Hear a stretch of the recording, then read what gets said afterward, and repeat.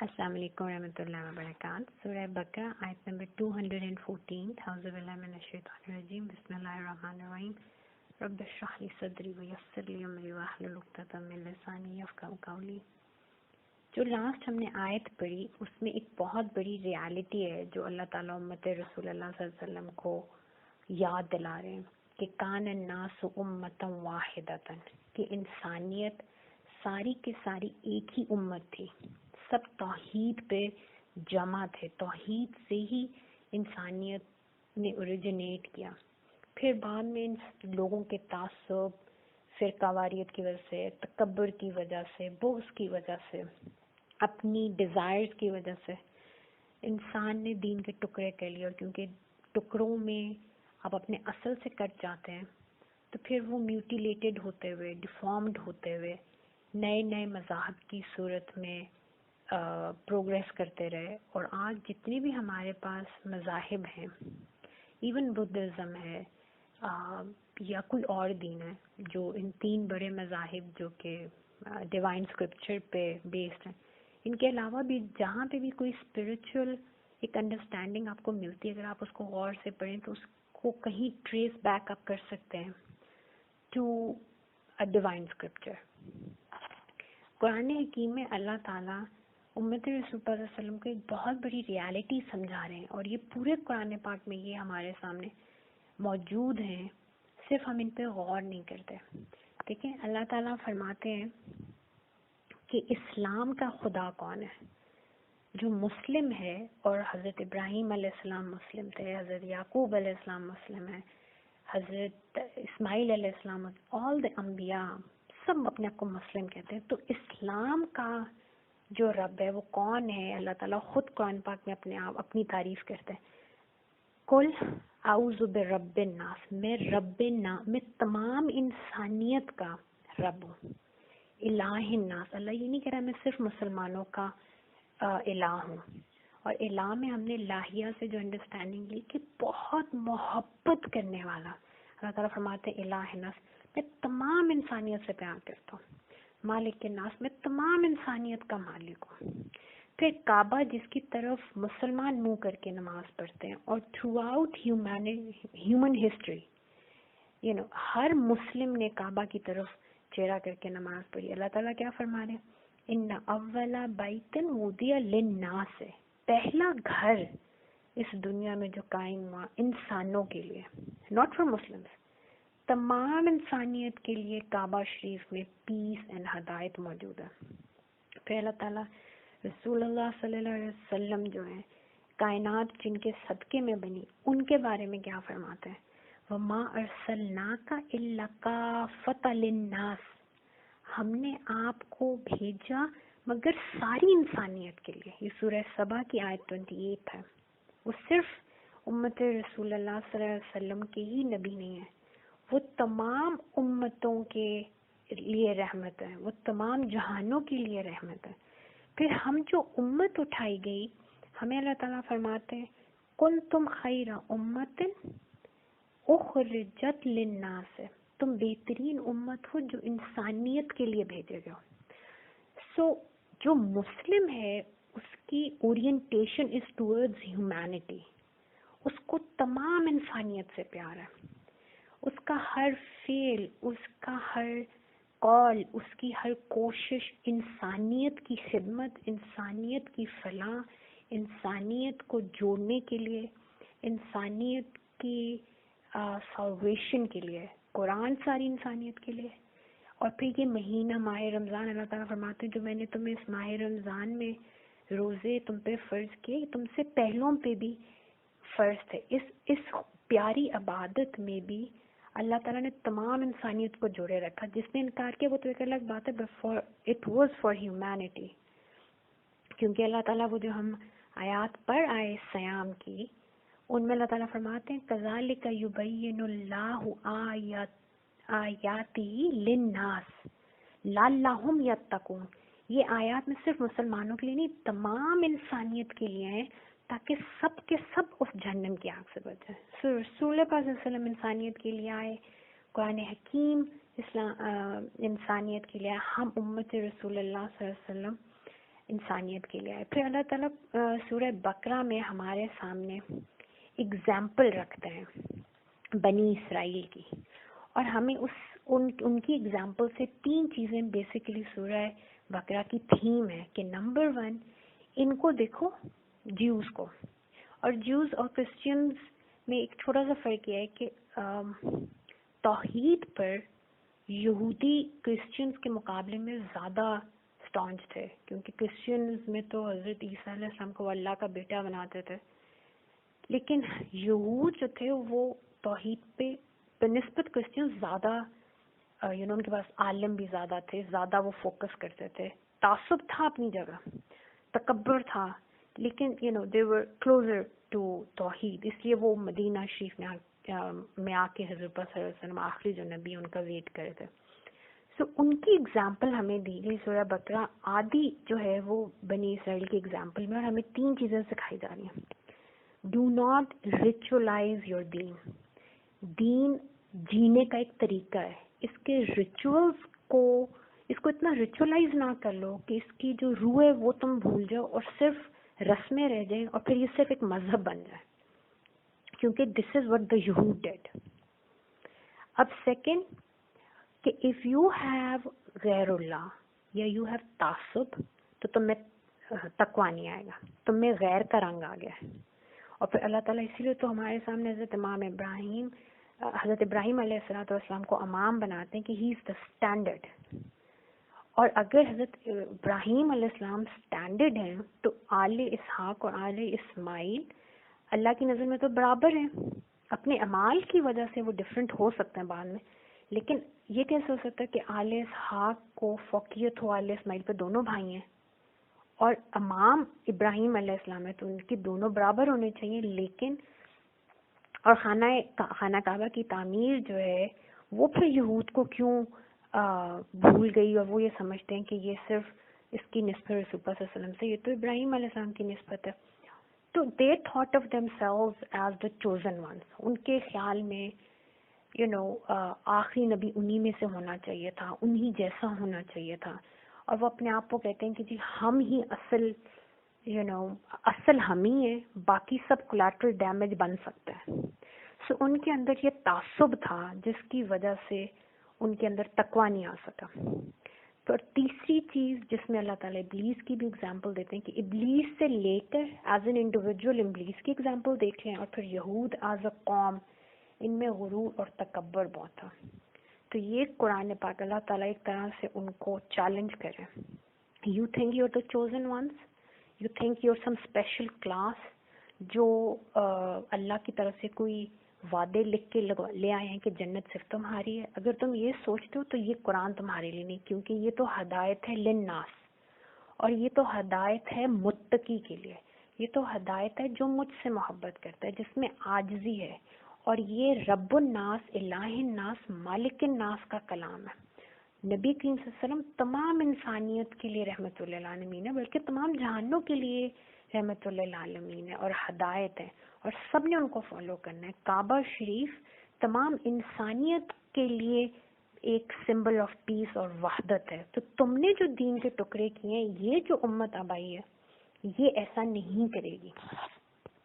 اور ایک بہت بڑی ریالٹی ہمیں سمجھائی جا رہی ہے کہ نمبر 1 تعصب اور تکبر اور دین کو صرف اپنی ڈومین سمجھنا, ایک تو یہ یہودیوں کا طریقہ تھا. نمبر 2 آزمائش جو ہے وہ یہودیوں پہ بھی آئی ہے. بنی اسرائیل کو اللہ تعالیٰ مسلسل آزماتے رہے, لیکن آپ دیکھیں کہ ان کی آزمائش میں آپ کو ایک چیز نظر آئے گی کہ آزمائش صرف کمی سے نہیں ہوتی, اللہ تعالیٰ دے کر بھی آزماتے ہیں. اور جو دے کے آزمائش ہوتی ہے, نعمتوں کی فراوانی, اللہ تعالیٰ نے آسمان سے من و سلوہ پوری کی پوری قوم کے لیے اتار دی, پوری قوم کے اوپر بادلوں کے سائے ہیں, پھر ان کے لیے سمندر پھٹ رہے ہیں, ان کے لیے پہاڑ پھٹ رہے ہیں, ان میں سے چشمے نکل رہے ہیں, اتنا کچھ دیا.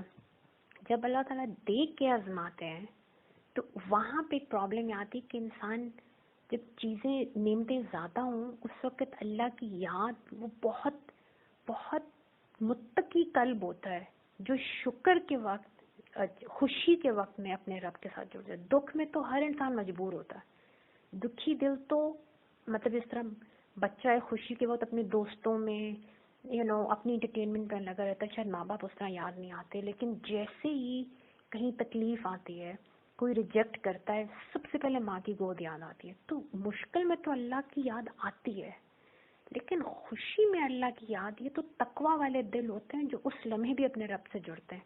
سو بنی اسرائیل کو ہمارے سامنے اللہ تعالیٰ نے ایز کیس اسٹڈی رکھا کہ دیکھو جب نعمتیں ملتی ہیں، اللہ کی عافیت ضرور مانگنی چاہیے، اللہ سے ہر نعمت مانگو، لیکن یہ بھی یاد رکھو کہ جو نعمت والی آزمائش ہے نا، کہ اللہ جب دیتا ہے اور پھر اپنے اللہ سے جڑنا، اس قوم کو دیکھو کتنی ناشکری تھی.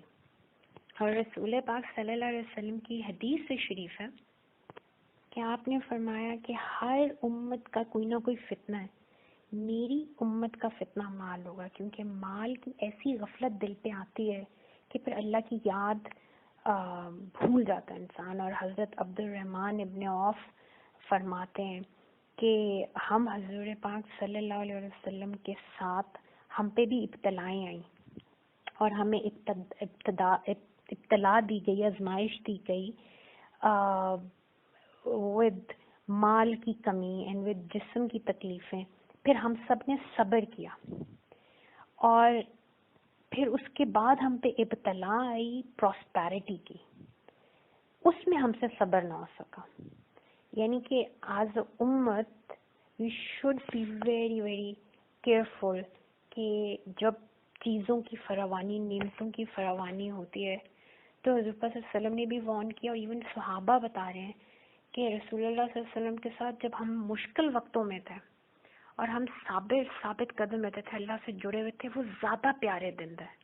اور آپ صلی اللہ علیہ وسلم کے بعد جب ہمیں اتنی دنیا کی نعمتیں مل گئیں اور ہر طرف پراسپیرٹی تھی، اس میں اللہ تعالیٰ سے جڑنا ہمارے لیے مشکل ہو گیا اور ہم سے اس وقت صبر نہ ہو سکا، غفلتیں آ گئی. یہ تنبیہ کی جا رہی ہے to the rest of the امہ کہ اور تم لوگ تو اور بھی زیادہ، ہم تو وہ ہیں جو حضرت وسلم کے زمانے کے قریب ہیں، تو غفلت سے لڑنا ہمارے لیے مشکل ہو رہا ہے. تو آنے والے ٹائمز میں جب اور بھی زیادہ امت کے دن اچھے ہوں گے اور پیس ہوگا اور اللہ کی طرف سے خوشحالی ہوگی، تو اس میں اپنے رب سے جڑے رہنا. بی ویری ویری کیئرفل کہ کہیں اللہ کے ساتھ کہیں غفلت کا معاملہ تو نہیں ہو رہا. اب یہ اللہ تعالیٰ جو آج آیت ہے، اس میں ایک بہت بڑی رحمت کا ذکر کر رہے ہیں. ام حسبتم، کیا تم یہ گمان کرتے ہو، کیا تم یہ سمجھتے ہو، کیا تم یہ حساب لگاتے ہو، ان تدخلوا الجنہ کہ تم جنت میں داخل کر دیے جاؤ گے، ولما یاتکم حالانکہ ابھی تک نہیں پہنچی، مثل الذین ان لوگوں کی مثال، یعنی کہ ان لوگوں خلاؤ من قبلکم جو تم سے پہلے گزرے، ابھی ویسے حالات تم پہ نہیں آئے. مستہم البأساء ان کو تو اللہ تعالیٰ نے باسا بیماری یا جسمانی تکلیف کو بھی کہتے ہیں، والضراء اور جو مالی تکالیف ہوتی ہیں ان کے ذریعے. اللہ تعالیٰ فرما رہے ہیں کہ میں نے تو ان کو جسمانی طور پہ بھی اور مالی طور پہ بھی، ایموشنلی، سائیکولوجیکلی، ہر طریقے سے میں نے ان کو آزمایا. وزلزلوا یہاں تک کہ وہ جھنجھوڑ دیے گئے، یعنی کہ ان کے قدموں کے نیچے زمین ہل گئی، ایسے حالات تھے، اور ان کے دل ہل گئے، ایسی تکالیف ان کو پہنچی. اور آپ صلی اللہ علیہ وسلم صحابہ کو سمجھاتے تھے کہ ہم سے پہلے ایسے لوگ گزرے ہیں جن کے جسموں کو لوہے کی کنگھیوں سے ادھیڑا جاتا تھا اور 100 کے ذریعے ان کو سر سے چیرتے تھے اور ان کی ٹانگوں تک ان کے جسم کے 2 حصے کر دیے جاتے تھے، اور وہ اللہ کے دین پر استقامت سے تھے. ایسی لوگوں پہ آزمائشیں پچھلی امتوں میں گزری ہیں اور وہ ہلے نہیں، انہوں نے استقامت دکھائی.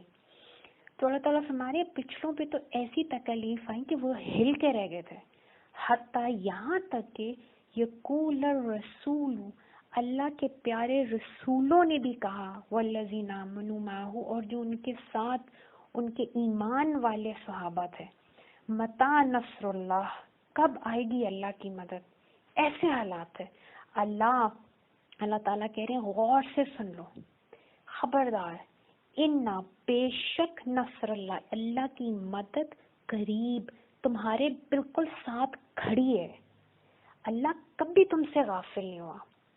اب اس آیت میں سبحان اللہ ہمارے لیے 3-4 بہت بڑے بڑے بلکہ 5-6 بہت پروفاؤنڈ حقیقتیں بیان کی جا رہی ہیں, ریالٹیز بیان کی جا رہی ہیں. نمبر 1, آزمانا سنت رحمان ہے. سورہ ملک میں آپ دیکھیں اللہ تعالیٰ فرماتے ہیں, 2 آیت ہے, الذی خلق الموت والحیات, اللہ تعالیٰ نے یہ موت اور زندگی کیوں خلق کی؟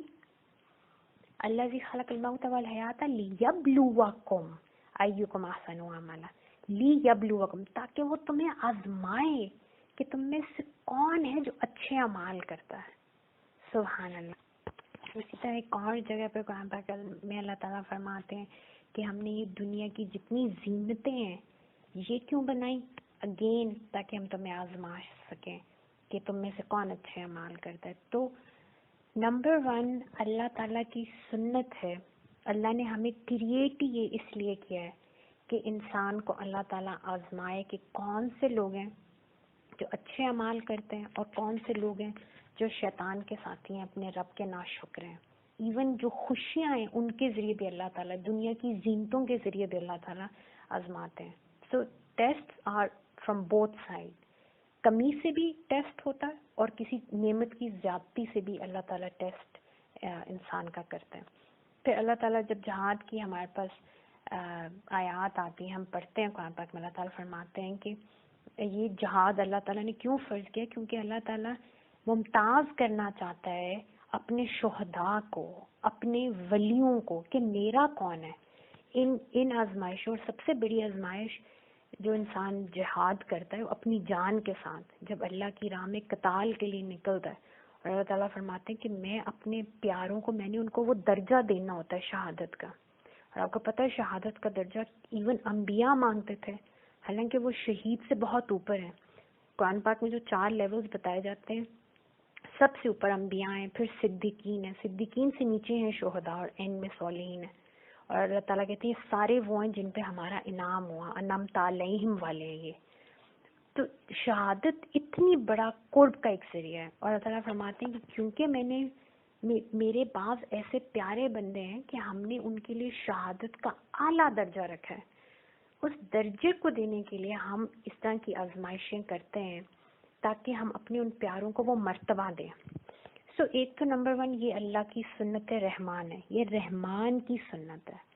اللہ تعالیٰ یہ آزمائش اس لیے نہیں کر رہا کہ نعوذ باللہ ہماری طرح اللہ تعالیٰ کسی کو دکھ دے کے, تکلیف دے کے خوش ہوتے ہیں. اللہ تعالیٰ فرماتے ہیں میں ظلم نہیں کرتا, انسان اپنے پر خود ظلم کرتا ہے. تو یہ آزمانا سنت رحمان ہے. نمبر 2 بات ہے کہ اللہ کا, جس طرح ہم نے ساتھ میں پڑھا کہ تم سمجھتے ہو کہ تم ایسے ہی جنتوں میں داخل کر دیے جاؤ گے, ابھی تو تمہیں آزمایا ہی نہیں. یعنی کہ جنت کیونکہ قرب کا مقام ہے, اللہ تعالیٰ کا جو انتہائی رضا کا مقام ہے, اللہ کی انتہائی لطف اور کرم کا مقام ہے, اس اعلیٰ ترین مقام کے لیے one has to prove one's worth. اور اگر سورہ عنکبوت which is the 29th سورہ of قرآن پاک, آپ اس کی 2nd اور 3rd آیت پڑھیں, اللہ تعالیٰ کیا فرماتے ہیں؟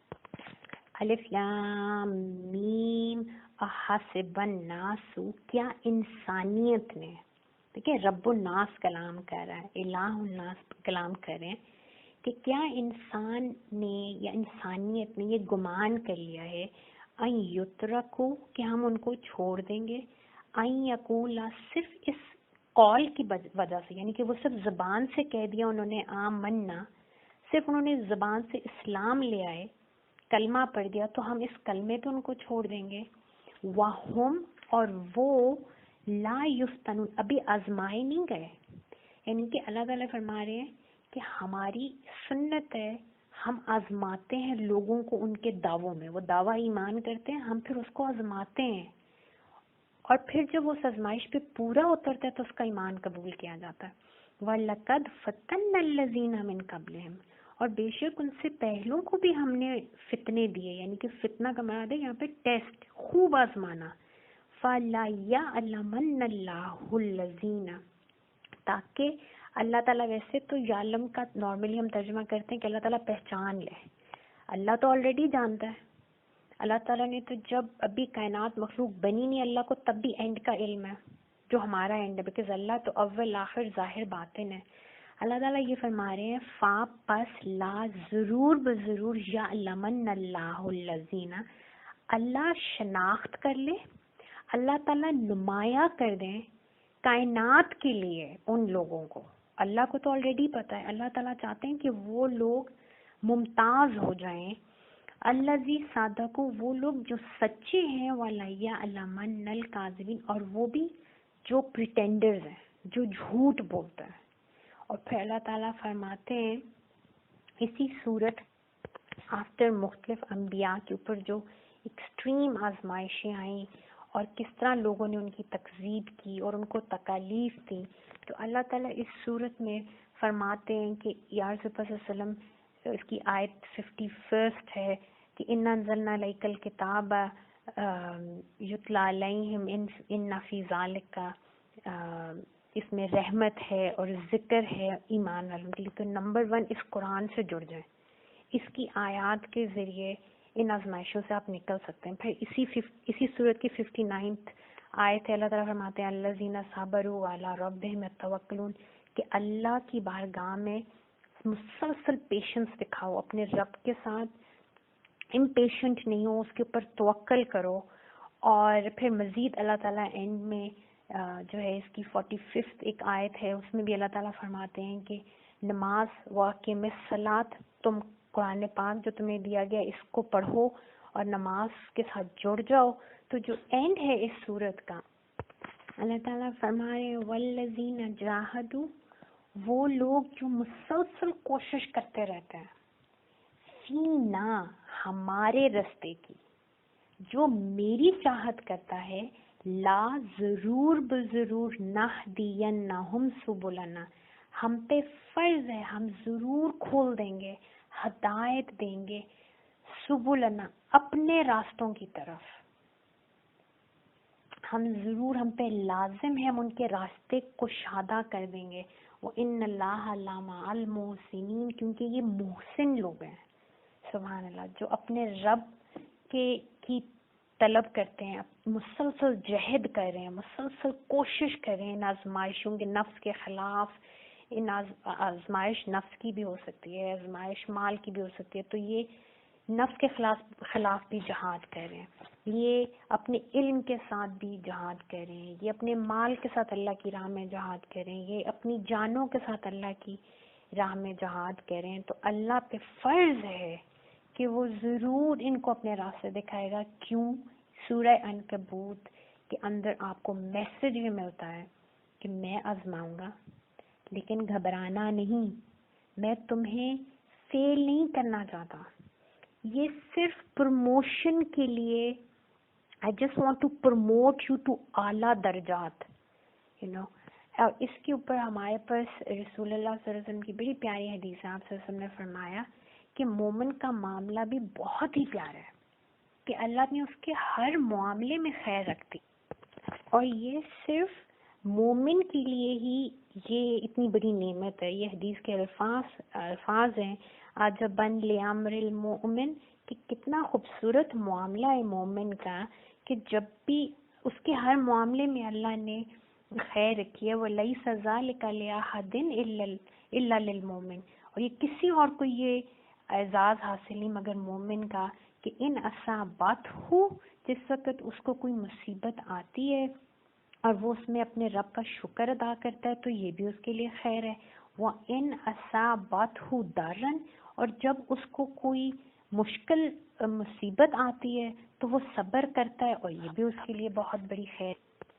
پھر اسی طرح بخاری شریف میں حدیث آتی ہے مَن یُرِدِ اللَّهُ بِهِ خَیْرًا، جب اللہ تعالیٰ ڈیزائر کرتے ہیں کہ اللہ تعالیٰ نے کسی کو اپنی خیر پہنچانی ہے، یُصِبْ مِنْهُ، اللہ تعالیٰ اس کو آزماتے ہیں، اس کو آزمائشیں دیتے ہیں تاکہ وہ ان اعلیٰ درجات کی طرف جو ہے وہ پروموشن حاصل کر سکے. تو اللہ تعالیٰ کانسٹنٹ، اب یہ آزمائشوں کی ہمیں حکمتیں سمجھ آ رہی ہیں. کہ قرآن پاک میں اللہ تعالیٰ فرماتے ہیں، جو ہمیں مختلف آیات سے سمجھ آتی ہے، کہ ہم مسلسل تمہارے قلب کی اور تمہاری نیت کی ٹیسٹنگ کرتے رہتے ہیں. اور دیکھیں دنیا میں ہم جب ٹیسٹنگ کرتے ہیں، کوئی ہم پروڈکٹ بناتے ہیں، کوئی ہم سسٹم بناتے ہیں، تو ہم اس لیے تو ٹیسٹ نہیں کرتے کہ ہم نے اس کو فیل کرنا ہے. ہمارا ایجوکیشن سسٹم تو خیر بہت ہی ماشاء اللہ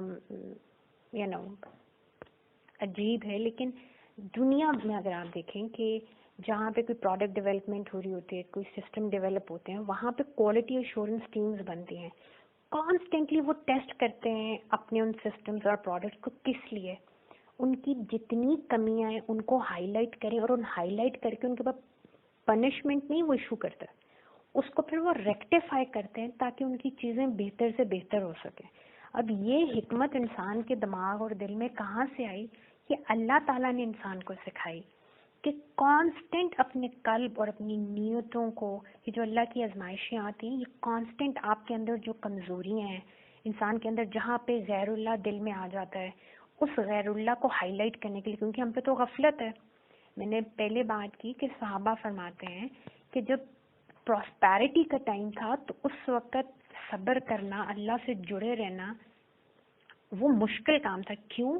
کیونکہ جو پراسپیرٹی ہوتی ہے، جو انٹرٹینمنٹس ہوتی ہیں، جو خوشی ہوتی ہے، اس میں انسان پہ بہت زیادہ غفلت آ جاتی ہے، کیونکہ اس کو ابھی لگ نہیں رہا، اس کو فیل ہوتا ہے کہ جس طرح اس کو اللہ کی شاید ابھی ضرورت نہیں ہے کیونکہ ہر چیز از گوئنگ گڈ. تو غیر اللہ کہیں پہ دل میں اٹیک کر رہا ہوتا ہے، انفلٹریٹ کر رہا ہوتا ہے، پھر اللہ تعالیٰ ایک دم چھوٹی سی ایک آزمائش دے دیتے ہیں اور آپ کو ٹھوکر لگتی ہے. اور آئی ہیڈ اے بزرگ، میں ان کے ساتھ آئی اسپینڈ سم ٹائم، اور میں نے ان کو دیکھا کہ وہ چلتے چلتے کہ ان کو کہیں چھوٹی سی ٹیبل کے ساتھ بھی ٹھوکر لگی، کرسی کے ساتھ پاؤں لگ گیا، یا کوئی بھی چھوٹی موٹی ایسے چلتے ہوئے جیسا بندہ. بزرگ تھے تو obviously اتنی ان کی فرم واک نہیں تھی، تو وہ ہمیشہ رک کے کہا کرتے تھے استغفر اللہ، یا اللہ معاف کر دے جو بھی غلطی ہوئی. And I would often ask him کہ مطلب ضروری تو نہیں ہے کہ کوئی بات غلطی ہوئی ہو تو یہ ہوا ہے، بعض دفعہ انسان بے خیالی میں لگ جاتی ہے. تو وہ مجھے ہمیشہ کہتے تھے کہ نہیں، یہ جو چھوٹی چھوٹی ٹھوکریں لگتی ہیں یہ اللہ تعالیٰ کا کرم ہے، یہ اللہ تعالیٰ کا لاڈ ہے، اللہ تعالیٰ احساس دلا رہے ہیں، رکو دیکھو تم سے بھی کیا ہوا. اور پھر وہ ہمیشہ he would always come up with some thing. وہ تھوڑی دیر پہلے فلاں کو میں نے اس طرح بات کر دی تھی، فلاں سے میں نے سختی سے بات کر دی تھی، تمہاری میں نے فلاں بات اگنور کر دی تھی. کانسٹنٹ وہ اللہ تعالیٰ کی ان چھوٹی چھوٹی جو ہے وہ گرپس کو وہ اپنے لیے رحمت جانتے تھے، اور ان کا اللہ سے ایک بہت حضوری والا تعلق تھا ماشاءاللہ. اسی طرح مجھے یاد ہے کہ ہمارے، کیونکہ I am from rural back ground, تو جو ہمارا گھر ہے جبا اس کا نام ہے ماشاءاللہ، تو وہ پہاڑ کے اوپر ایک اکیلا گھر ہے اور نیچے دریا ہے. تو جو ہمارے اینیمل شیڈز ہیں وہ نیچے دریا کے قریب بنے ہوئے تھے. تو آئی ریممبر کہ سمرز میں ہم چھٹیوں میں جاتے تھے تو شام کی چائے پہ ہم سارے باہر، کچن ہمارا اوپن کچن تھا اور اس میں مٹی کے سارے چولہے تھے، اور میری دادی جو ہیں وہ وہاں پہ چائے بنایا کرتی تھی شام کو. حالانکہ خدمت گزار تھے اور وہ سب باہر ڈیرے کے لیے اور باقی لوگوں کے لیے دے اللہ بخشے چائے بناتی تھی، لیکن اماں جی کا ہوتا تھا کہ اپنے بچوں کے لیے بچے آئے ہیں، سب میرے بچوں کے بچے آئے ہیں تو ان کے لیے چائے میں نے بنانی. تو بعض دفعہ ہم امپیشنٹ ہو رہے ہوتے تھے اور ابھی تک وہ جو مانجھی تھا وہ دودھ نہیں لایا ہوتا تھا. تو when I was reading this ayat for this recording, تو میرے دماغ میں اماں جی کی بچپن کی ایک میموری آئی کہ ہم بیٹھے تھے and we were impatient کہ چائے نہیں بن رہی and she was like wait تازہ دودھ آنے دو. تو جب وہ آیا، اب اس کو انہوں نے پہلے ابالنا تھا پھر اس سے چائے بننی تھی، تو اس میں انہوں نے she found some time and she realized کہ انہوں نے تو impatient ہونا ہے، ان کو ایک حقیقت زندگی کی سکھانی چاہیے. تو جب وہ دودھ لے کے آیا چاچا تو اماں جی نے کہا کہ دیکھو اس دودھ کے اوپر کتنی آزمائش ہے، یہ نیچے سے چلا ہے اور اس نے اپ ہل ایک سفر کیا ہے اور یہ کانسٹنٹ اس ڈول میں یہ دودھ چھلک رہا ہے، اس کے اوپر ایک آزمائش ہے، لیکن اس کو یہ آزمائش اس کے لیے بہت اچھی ہے کیونکہ دیکھو اب تم تھوڑی دیر صبر کرو، اتنا امپیشنٹ نہ ہو تو تمہیں ایک ریالٹی نظر آئے گی. اب ہم بیٹھے دیکھ رہے ہیں دودھ کو, کیا ریالٹی نظر آئے گی. تھوڑی دیر بعد کاموں میں لگے, تھوڑی دیر بعد ہم نے غور کیا تو اس کے اوپر ایک ہلکی سی ایک تہ آ گئی. اینڈ اماں جی نے ڈوئی لی اور اماں جی نے اوپر سے دودھ اتار کے اس کو سائڈ پہ ایک اور برتن میں رکھ لیا. تو انہوں نے کہا کہ دیکھو اس میں جتنی امپیورٹیز تھی نا, یہ جب اوپر آ رہا تھا تو جتنی دفعہ یہ چھلکا ان ان ایون راستوں پہ, پگ ڈنڈیوں پہ, تو اس آزمائش سے جب اس دودھ نے پیشنس اللہ میاں کے سامنے شو کیا تو وہ سارا جو گندگی تھی چھلک چھلک کے اوپر آ گئی, اور اوپر کی ملائی میں اٹ آل گاٹ ٹراپڈ. تو دیکھو میں نے اس کو سارے کو اوپر سے اتار دیا, اب دودھ نیچے صاف ہو گیا. پھر انہوں نے اس کو اوپر ابلنے کے لیے چڑھا دیا. انہوں نے کہا دیکھو اب اس کی دوسری آزمائش شروع ہو گئی, اب یہ میں ابال رہی ہوں, کتنا گرم ہو رہا ہے. تھوڑی بعد وہ ابل گیا. پھر انہوں نے کہا اب again do not be impatient, تھوڑا صبر کرو, اس کو تھوڑا ٹھنڈا ہونے دو. دیکھو جو اس کے اندر باقی اگر کوئی تھوڑی بہت اس کے اندر کوئی چیز رہ گئی ہے نا وہ بھی اوپر آ جائے گی. اور یہی ہوا, تھوڑی بار وہ پھر سے ٹھنڈا ہوا تو اس کے اوپر ایک اور لیئر آئی, انہوں نے نکالا. اب she made tea for us. And I was thinking کتنی خوبصورت حکمت تھی جو انہوں نے ہمیں آج بچپن میں ہمیں سکھائی کہ یہ جو ہماری زندگی میں چھوٹے چھوٹے یہ آزمائشیں آتی ہیں, یہ اس دودھ کے پیالے کی طرح اللہ تعالیٰ ہمیں چھلکا رہے ہیں. ہمارے اندر امپیورٹیز ہیں وہ ہمارے سامنے عیاں ہو رہی ہیں. آپ سمجھتے میں بہت صابر انسان ہوں, چھوٹی سی کوئی مصیبت آتی ہے, روڈ سائڈ پہ ٹائر پنکچر ہو گیا, آپ کھڑے ہیں, آپ کو لگ رہا ہے بس آسمان گر گیا آپ کے اوپر, فون کر رہے ہیں, رونا دھونا مطلب, اینڈ دین یو ریئلائز, جب آپ کو بعد میں کہیں پہ آپ پیشنس کے ساتھ اس کو پھر تھوڑا ٹائم غور و فکر کرتے ہیں, you realize I thought I am a very graceful person, I thought I can show grace under pressure, لیکن میں تو اتنی چھوٹی سی چیز کو نہیں برداشت کر سکی. اسی طرح آپ کو لگتا ہے میں بہت شکر گزار ہوں, اور بعض دفعہ چھوٹی سی چیز اللہ تعالیٰ آپ کی پسند کے ادھر ادھر کر دیتے ہیں اور آپ امپیشنٹ ہو جاتے ہیں, ناشکر ہو جاتے ہیں, اللہ سے خفا ہو جاتے ہیں, اور پھر بعد میں آپ کو احساس ہوتا ہے کہ یار میرے اندر جو کمزوری تھی, یہ جو اللہ کی طرف سے ٹیسٹ آیا تھا, مجھے احساس ہو رہا ہے کہاں کہاں پہ ویک لنکس ہے میرے اندر. تو یہ کتنی بڑی رحمت ہے اللہ کی. اور دیکھیں جب ابلیس کا واقعہ آتا ہے, اللہ تعالیٰ کیا فرما رہے ہیں کہ ملائکہ نے جب کوشچن کیا تو اللہ تعالیٰ کہہ رہے ہیں میں جانتا ہوں جو تم شو کر رہے ہو, اور میں وہ بھی جانتا ہوں جو تم نہیں شو کرے, کیونکہ اس محفل میں ایک ایسا بھی ہے جس کے دل میں کہیں پہ ایک بیماری ہے. اللہ تعالیٰ تنبیہ کر رہے ہیں, اتنی محبت شو کر رہے ہیں ابلیس کو, اس کو بتا رہے ہیں کہ دیکھو تمہارے اندر ایک بیماری ہے, اور میں ایک واقعہ کرنے لگا ہوں تمہارے سامنے, ورنہ پہلے دن ہی حضرت آدم علیہ السلام کو اللہ تعالیٰ پیدا کر دیتے. کتنے اللہ تعالیٰ نے اسٹیج وائز ان کی تخلیق کی, اور کانسٹنٹلی اس کے اندر کا بوکس سامنے آ رہا ہے, اور ملائکہ خاموشی سے دیکھ رہے ہیں کہ اچھا ہم تو نہیں کچھ بول رہے. یہ کبھی آ کے جب وہ حضرت آدم علیہ السلام کا جسم بنا, کبھی آ کے اس کو کک کرتا ہے, کبھی اس کے اندر سے باہر ہو جاتا ہے, کانسٹنٹ اس کے ساتھ ایک جنگ کر رہا ہے, اور اب اس کا بوکس سامنے آ رہا ہے, and every one can see. And Malaika, they are quiet, and they started calling him Iblis. کہ this bogs in you, یہ تعصب جو تمہارے اندر ہے, it's going to destroy. Iblis کا مطلب ہے destroyer, it's going to destroy you.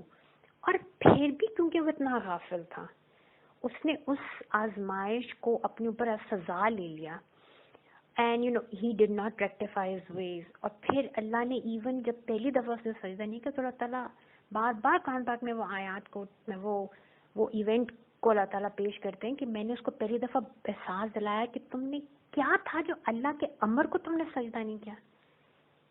You need to realise کہ یہ اللہ کا وہ جو امر ہے جو اللہ نے اس میں پھونکا ہے, اللہ نے اپنا نور پھونکا, اس کی عظمت کو تم نے سجدہ کرنا ہے. بٹ وہ کیونکہ اس کے اندر تعصب اتنا تھا, he was blind and he thought کہ یہ جو آزمائش ہے میرے لیے, یہ تو میری سزا ہے, آئی ایم بینگ کنڈیمڈ, اور اس کی وجہ سے آئی ایم بینگ کنڈیمڈ.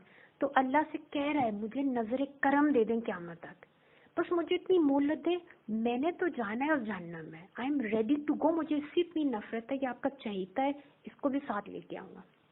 اللہ تعالیٰ سے اس کے میرے مخلص جو آباد ہیں ان کو میں اتنا ان کو چھلکا کے ان کے اندر جتنا تم پوائزن ڈالنے کی کوشش کرو گے, میں اس پوائزن کو ہائی لائٹ کروں گا, وہ اس کو ڈوئی سے آرام سے سائڈ پہ کر لیں گے, میرے ساتھ جڑے رہیں گے. وہ پیور ہے, 24 کیرٹ گولڈ ہے. You can not poison them, not them. ہاں جس نے اپنے آپ کو پلوٹ ہونے دیا, اب میں تو اس پہ رحمت کرتا, میں تو چھلکا رہا ہوں, آپ کو اگلا نہیں سمجھ رہا تو دیٹس another thing. یہ جو آزمائشیں ہیں ان کے بارے میں بابا مولا علی کا قول ہے. کسی نے پوچھا کہ کیسے پتہ چلے گا کہ جو ٹیسٹ ہے یہ اللہ تعالیٰ کی رحمت ہے یا اللہ کی خفگی ہے؟ تو آپ نے فرمایا کہ اللہ تعالیٰ ظالم نہیں ہے. میں مفہوم بیان کر رہی ہوں کہ اللہ ظالم نہیں ہے. قرآن میں بھری ہوئی ہیں آیات. اللہ تعالیٰ فرماتے ہیں ہم ظلم نہیں کرتے. انسان خود اپنے اوپر ظلم کرتا ہے. ہم تو اس پہ رحمت کے دروازے ہی کھول رہے ہیں. وہ اپنے اوپر خود ان دروازوں کو بند کر لے, ہماری طرف پیٹ کر لے. ہم جو نور السماوات والارض ہیں خود اندھیرے کی طرف منہ کر لے. بابا اللہ تعالیٰ کہتے ہیں نا اگر یہ منہ پھیر لیں, یار سپر آپ سے منہ پھیر لیں, آپ کا کام صرف پہنچانا تھا. اب یہ انسان خود اپنے ساتھ ظالم ہو گیا تو پھر اس کو میں زبردستی نہیں کر سکتا, کیونکہ مجھے زبردستی کا اگر دین ہوتا تو اللہ تعالیٰ ایسا فرماتے ہیں میں سب کو میں ان میں سے کسی کی مجال نہ ہوتی کہ یہ توحید کو چھوڑتے. جس طرح کائنات میں کوئی بھی چیز انسان جن اور انس کے علاوہ اللہ تعالیٰ فرماتے ہیں اللہ کی نافرمانی کر ہی نہیں سکتی, ان کے پاس یہ چوائس ہی نہیں ہے. اللہ نے اشرف المخلوقات بنائے. اللہ ڈڈ ناٹ وانٹ کہ میں زبردستی کروں, اس لیے ہمارے پاس ایک چوائس ہے. تو بابا مولا علی نے فرمایا کہ اللہ کی طرف سے صرف رحمت آتی ہے in the shape of a test. اللہ تعالیٰ چھوٹی چھوٹی سچویشنز بھیجتے ہیں لائک اے ٹیسٹ. اب اس ٹیسٹ میں کوئی اپنے رب سے کٹ گیا, خفا ہو گیا, اللہ کی طرف اس نے پیٹ کر لی, اس نے اپنے لیے اس کو خود سزا بنایا جیسے ابلیس نے کیا. اور اگر اس ٹیسٹ کے اندر انسان اپنے رب سے جڑ جائے تو وہ نہ صرف اس کے لیے رحمت ہے بلکہ اس کے درجے اتنے بلند ہو جاتے ہیں کہ وہ ان مقامات کو پہنچ جاتا ہے جہاں پہ شاید وہ عام سچویشنز میں پہنچ نہ سکے. اور بابا مولا علی سے روایت ہے, مسند زید بن علی میں ایک حدیث ہے, آپ صلی اللہ علیہ وسلم نے فرمایا ان الرجل لا تکون لہ درجۃ, کہ اللہ تعالیٰ جو ہے وہ اپنے کسی بندے کے لیے ایک درجہ رکھتے ہیں, رفیعۃ من الجنت, بہت ہی اعلیٰ قسم کا وہ درجہ ہے جو اللہ اپنے ایک بندے کو دینا چاہتا ہے. لا ینالھا الا بشیء من البلاء تصیبہ, حتیٰ کہ کوئی ایسی آزمائش نہیں ہے کہ جو ایسی ہوتی جس سے وہ گزر جاتا تو اس درجے کو پہنچ جاتا. یا اس کا ایک مفہوم یہ بھی ہو سکتا ہے, اللہ بہتر جاتا ہے, اللہ تعالیٰ کمی بیشی معاف فرمائے, کہ کوئی ایسی اور راہ نہیں ہے مگر کسی آزمائش کے تھرو کہ کوئی آزمائش اس کو دی جائے اور وہ اس درجے تک پہنچ جائے. پھر حتیٰ ینزل بہ الموت, لیکن اس کا موت کا وقت پہلے آ جاتا.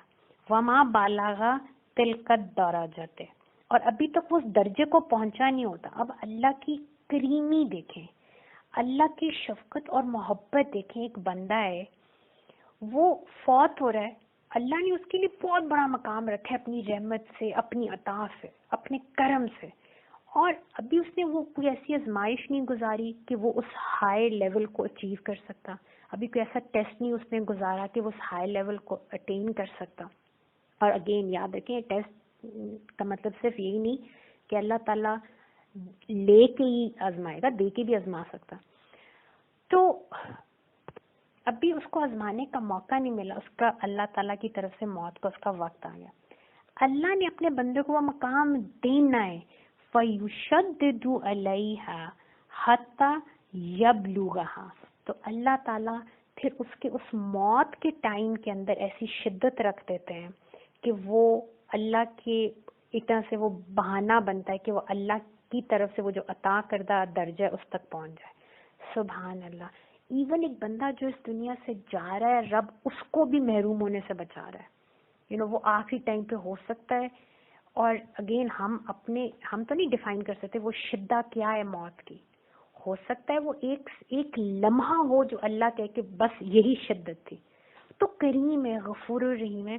the whole point is کہ اللہ تعالیٰ نے انسان کے لیے بہت اونچا ایک مقام رکھا ہے اپنے ہر پیارے بندے کے لیے, اور اللہ چاہتا ہے میرا یہ بندہ یہ مقام اٹین کر لے.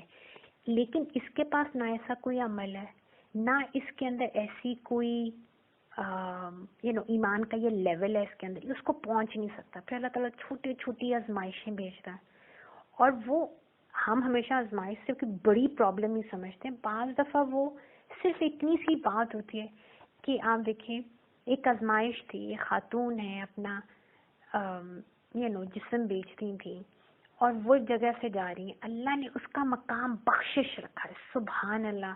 ایک پیاسا کتا نظر آ گیا اور کچھ نہیں ہے اس کے پاس. ایک ٹیسٹ ہے، ایک اللہ کی مخلوق ہے، بے زبان ہے، پیاسا ہے، پانی نہیں ہے. اس نے اپنے وہ جو بھی اس کا چادر تھی یا دوپٹہ تھا یا جو بھی اس کے پاس تھا اس نے کنویں میں ڈالا، اس میں گیلا ہوا باہر لا کے اس کے منہ میں نچوڑا، بخشش ہو گئی. سبحان اللہ. کیا مقام، کیا کریم کی ذات کی کیا کریمی ہے، مطلب سبحان اللہ.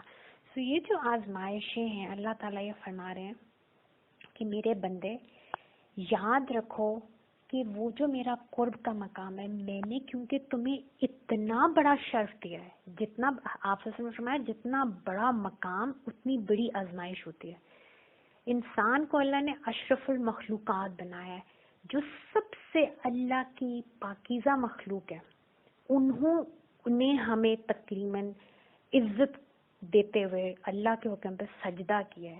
اب انسان has to prove his or Hare worth, تو اللہ ہمیں آزماتا ہے تاکہ کائنات کو شو کر سکے کہ دیکھو اس پہ تم کوسچن کر رہے تھے، اس کی تخلیق میں تمہیں شک تھا شاید یہ فسادی ہوگا، یہ خون بہائے گا، دیکھو یہ میرا عارف ہے، یہ میرا بندہ ہے، میں نے اس کو دیکھ کے آزمایا، یہ مجھ سے کٹا نہیں، شکر گزار بنا، میں نے اس سے لیا، یہ مجھ سے کٹا نہیں، اس نے صبر کیا. اب اس کا اور کوئی اجر نہیں سوائے یہ کہ میری قرب کا مقام اس کو دیا جائے. سبحان اللہ. We'll continue inshallah with this topic in our next session as well. صدق اللہ العظیم. یا اللہ میاں قرآن پاک پڑھتے پڑھاتے سمجھتے سمجھاتے کوئی غلطی کوتاہی لرزش ہوئی ہو تو معاف کر دیں، اس کی اصلاح کر دیں، اور ہم سب کی طرف سے قرآن کا یہ پڑھنا، سمجھنا اور فکر کرنا، قرآن پاک کے ساتھ اس سٹنگ کو اپنی شان کریمی کے شایان نشان اپنی بارگاہ میں قبول منظور مقبول فرماتے ہوئے کما حق کا ہمیں اپنی چاہتوں جیسا بابر سبزم کی دعاؤں جیسا بناتے ہماری طرف سے ہدیہ بارگاہ رسول پاک صلی اللہ علیہ وسلم میں پہنچا دیں. دنیا اور آخرت کی خیر و عافیت اور بھلائیاں اور حسنہ اپنی شان کریمی کے شایان نشان بابر سبزم کی نگاہ کے ساتھ ہمیں عطا نصیب فرمائیں. جزاکم اللہ خیر.